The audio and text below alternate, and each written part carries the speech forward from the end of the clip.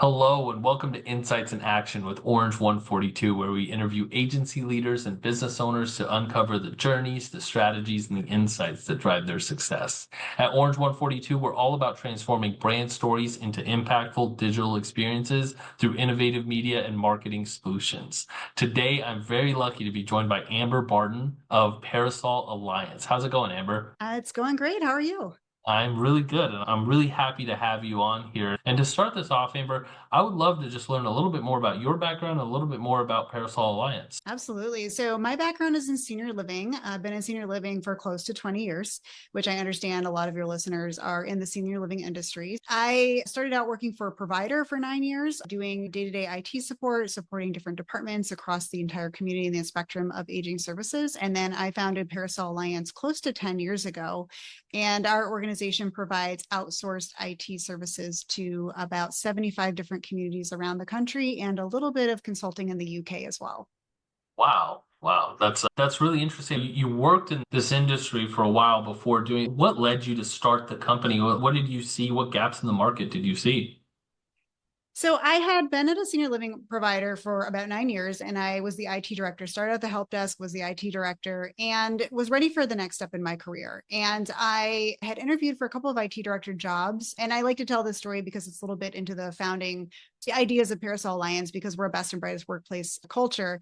And Okay. so I had people ask me in interviews things like, "Oh, we've never talked to a woman before," and so that kind of led me to not only want to create a company where I could have a workplace culture that was a similar to the kind of place I wanted to work, but I also at the same time through working for a senior living provider saw what the challenges and opportunities were to create a true IT partnership because I feel like a lot of times IT and the business can be at odds. And there's a chance to write strategic plans, which is part of our business model, set a roadmap, and have IT and the business partner together to have technology be used more effectively and to enable both staff and residents. Wow. Yeah, that's really interesting. And that's great that people just said that to you, woman in this field.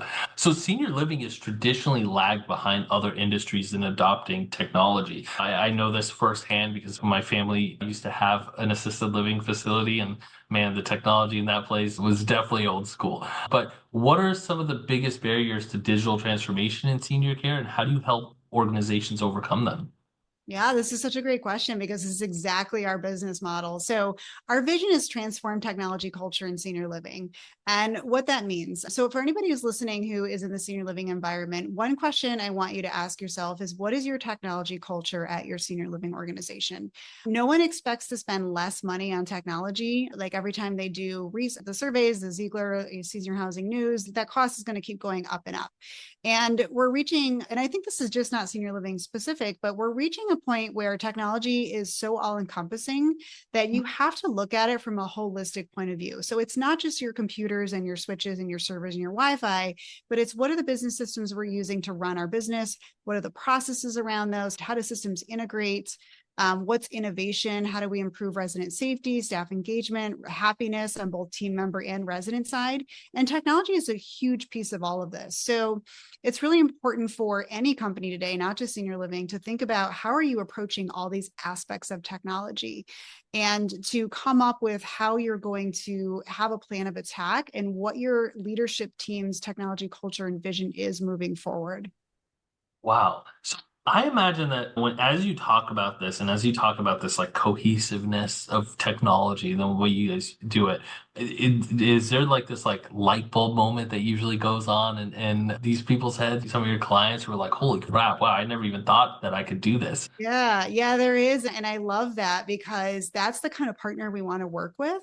I love it when we explain our business model and what we do with our technology assessments and then also the day to day support. And they're just like, I've been looking for this, which is great. And it really helps us find the best partners for our business that are excited about this type of approach to technology. Yeah, yeah, that's awesome. I'm just thinking back to all the times we had our CNAs and whatnot, just writing like meals and medicines on paper and how much time it would save to just be able to log that online. I think the pain points we're seeing is really reaching a critical level from a staffing perspective and also from a resident perspective, because out of the 120 plus strategic plans I've done, I haven't been to a single community that really has a good handle on technology business applications and processes.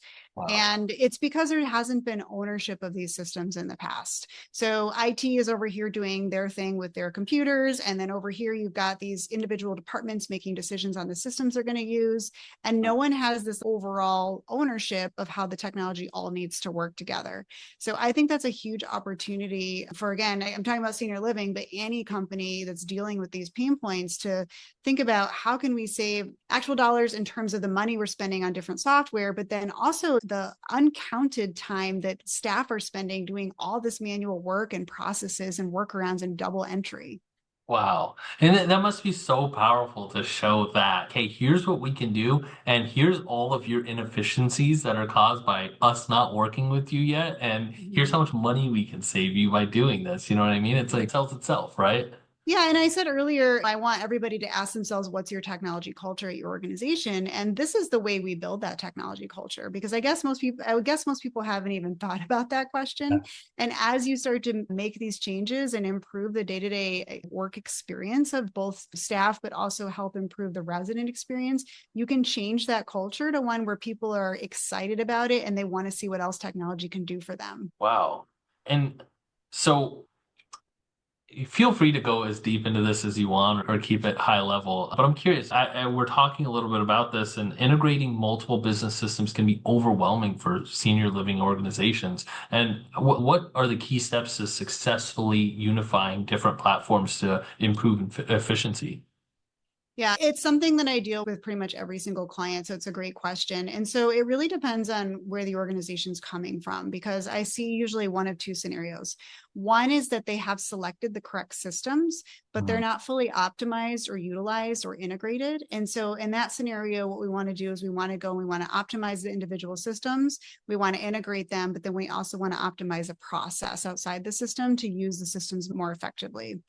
The other scenario is just as common, and that's where we generally have to do a rip and replace of everything.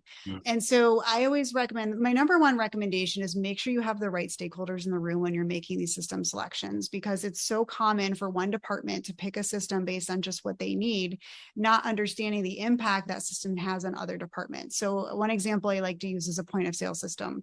A lot of times the head of dining will just bring in a point of sale system that they've worked before, but billing also has to be involved in that decision. And you might be using it for beauty shop or front desk or whatever. And now, there's a lot of frustration with it. Oh, they went and bought the system, they didn't communicate. So I think you need to look at it holistically and you need to have the right people in the room. But even beyond that, we recommend creating an IT steering committee for all of our clients so that there is a company-wide stakeholder group that is making decisions about even which systems you're even looking at and which systems you're not looking at. So that, again, going back to that resource comment I made earlier, your resources can be deployed effectively. Yeah. I'm thinking about how important that must be. Your entire business relies on this. Just, yeah, point of sale system or for sales or marketing organization, the platforms they use. And I imagine that having worked with so many clients that you have, what systems or what platforms are really good and which ones just aren't, right? Yeah. Yeah. I get asked by a lot of people like, oh, just tell us what to pick. And there isn't an answer to that. So every organization is unique. We've completed over 900 projects of system Wow. selection. So what we do is a scorecard approach. So we will meet with different departments. We will workflow their requirements. We'll weight them. And then we send it out to vendors to bid. And then we'll do a score sheet side by side comparison. And two different companies could be looking at the same kind of system and come up with different requirements and needs and make a different selection. So I think I can definitely tell you like what are the systems out there, but I think it is an individualized process, and it's really important to go through this because we've all been on a sales call, and that salesperson is absolutely amazing, and they tell you the product's going to do everything plus more, but you haven't dug into the actual requirements of what it can do once you get it in your system and the sales team is gone. Yeah, yeah. And I think your answer is the right answer, right? It's about asking those questions and seeing what your individual needs are as an organization. So, you built this company and you obviously you've seen some amazing success with it, and it seems like you love what you do, but how did you go about getting the word out? Because this is what you're doing is pretty niche, right? And there has to be a real problem. And sometimes I know even from my seat, I can imagine, for example, like a marketing organization or a sales organization, they won't change something like their CRM because it's the whole back end of their business, you know what I mean? And so that's really hard for them. And so it's more of a, oh, we're not going to deal with it until we have absolutely have to. So I'm curious, how do you get your name out there? How do you convince people that, hey, we can really step in and make things easier for you? I love this question. And I do a lot of podcasts and speaking, which we talked about before we started recording. And no one's ever asked me this before. And I love it because we have such a unique sales model. So we don't have any salespeople and we really never have. And so what we focus on is getting our name out there and our brand.